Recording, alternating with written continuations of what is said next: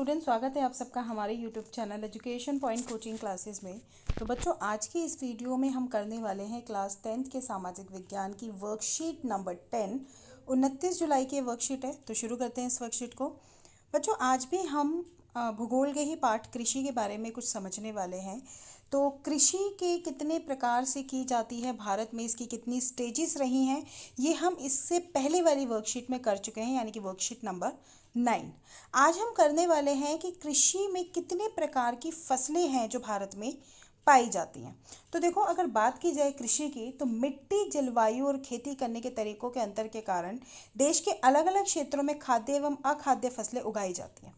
तो देखो, मिट्टी के प्रकार हम 9th क्लास में भी पढ़ चुके हैं। बहुत सारे प्रकार की मिट्टी होती है। इसके अलावा आपने भूगोल के पाठ 1 में भी जो सॉइल के टाइप्स हैं वो पढ़े हुए हैं। तो जिस प्रकार की मिट्टी होती है, उस प्रकार के जो खाद्य पदार्थ है या अखाद्य पदार्थ है, यानी कि खाने योग्य है या नहीं है, उस प्रकार की फसलें उस पर डिपेंड करती हैं।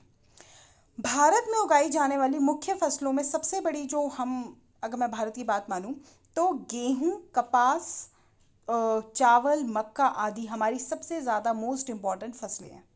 तो भारत की ही कुछ प्रमुख फसलें हमें यहाँ पे बताई गई हैं कि उनको किस प्रकार की जलवायु या किस प्रकार की स्थिति की आवश्यकता होती है जिससे कि वो लग सके। तो आप सबको अभी अपनी स्क्रीन पे एक टेबल दिख रही होगी। सबसे पहले कॉलम में नाम है, इसके बाद कितनी डिग्री या कितनी सेल्सियस उसको तापमान की आवश्यकता होती है, फसल का प्रकार यानी कि रबी है, खारिफ है या जायद है। इसके अलावा मृदा कौन सी चाहिए, कितनी वर्षा, बारिश कितनी होनी चाहिए या पानी कितना चाहिए, जलवायु और क्षेत्र। तो सबसे पहले जो हम लेने वाले हैं वो है हमारी गेहूं। अगर गेहूं की बात की जाए, देखो मैं एक चीज़ और बता दूं, पूरे ही चैप्टर में इस प्रकार की फसलें हैं, हम आगे आगे भी जो डिटेलिंग में करेंगे। तो कोई भी फसल आ जाए, आपको ये मेन बातें याद होना ज़रूरी है। सबसे पहले गेहूं की बात की जाए तो 10 डिग्री से लेकर 25 डिग्री सेल्सियस तक का इसको तापमान की आवश्यकता होती है। रबी फसल है, यानी कि अक्टूबर नवंबर में बोई जाती है और अप्रैल में इसको हार्वेस्ट यानी कि कट किया जाता है। जलोढ़ मिट्टी में इसकी जो उर्वरकता शक्ति है वो सबसे ज़्यादा होती है। इसके अलावा अगर वर्षा की बात की जाए तो 50 से 75 सेंटीमीटर तक की इसको बारिश की आवश्यकता होती है। उष्ण और उपोष्ण क्षेत्रों में ये लगाता है। और वहीं बात की जाए गेहूं की, तो सबसे ज़्यादा पंजाब, हरियाणा, यूपी, एमपी, बिहार और राजस्थान, ये वो क्षेत्र हैं जो अग्रण हैं इस क्षेत्र में, आगे हैं इस क्षेत्र में। वहीं अगर बात की जाए चावल की, तो भारत की मुख्य फसल है चावल।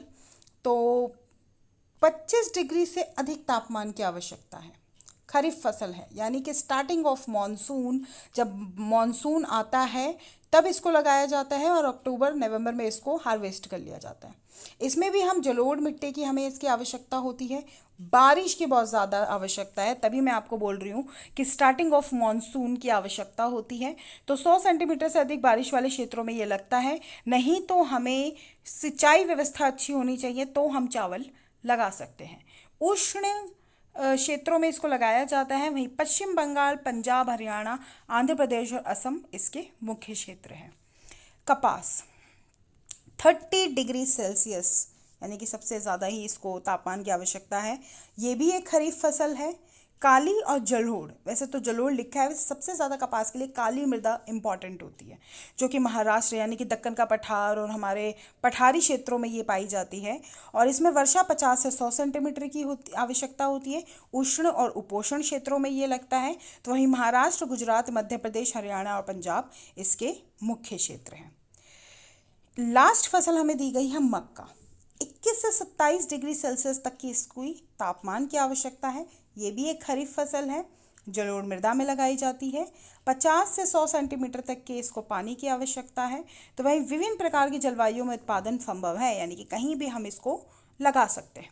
तो वहीं कर्नाटक, यूपी, बिहार, मध्य प्रदेश और आंध्र प्रदेश, ये वो क्षेत्र हैं जहाँ पे भारत में सबसे ज़्यादा मक्का उगाया जाता है। देखिए, जितने शहरों के नाम दिए हैं, इसका मतलब ये नहीं कि इसके अलावा और ये फसलें कहीं नहीं लगती हैं, लेकिन ये वो क्षेत्र हैं जो बहुत ज़्यादा फेमस है। यहाँ इन क्षेत्रों में सबसे ज़्यादा ये फसलें उगाई जाती हैं। तो इसी के साथ यहाँ पे हमें एक क्वेश्चन भी 3 दिए गए हैं। जैसे कि सबसे पहला है, भारत की एक खरीफ फसल पर नोट लिखिए। तो आप चाहें तो खरीफ हमारी चावल है, तो हम चावल को भी डिटेल में डाल सकते हैं। चावल है, कपास है, मक्का है। आप चाहो तो एज इट इज़ यानी कि बिल्कुल इसको कॉपी करके आप लिख सकते हैं। जैसे कि मैं आपको जैसे एक एग्जांपल दे देती हूँ, कपास का मान लीजिए। कपास एक खरीफ फसल है। तापमान की कितनी है, 30 से 40 डिग्री तक सेल्सियस की आवश्यकता होती है। खरीफ फसल है, 100 से 50 सेंटीमीटर तक की इसको बारिश की ज़रूरत होती है। उष्ण और उपोष्ण क्षेत्रों में ये लगता है, और अगर भूमि की बात की जाए तो समतल क्षेत्रों में ज़्यादातर ये लगाया जाता है। श्रम, जी हाँ, कपास में श्रम की बहुत आवश्यकता होती है, यानी कि मैन पावर की आवश्यकता होती है।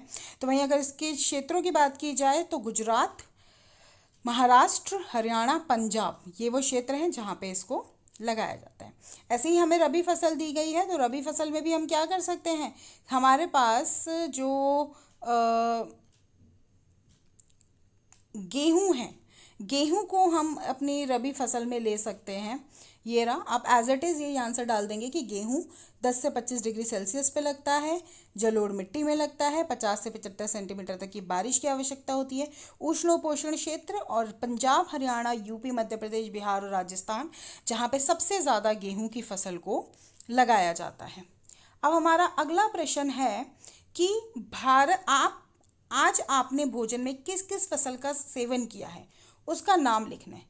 देखिए, जैसे कि क्वेश्चन पढ़ के ही समझ में आ रहा है कि ये आंसर सब बच्चे का मतलब अपने लेवल पे होगा, पर अगर मैं कॉमन चीज़ों की बात करूं तो गेहूं, देखो गेहूं तो रोटी तो हम खाते ही हैं, सभी खाते हैं।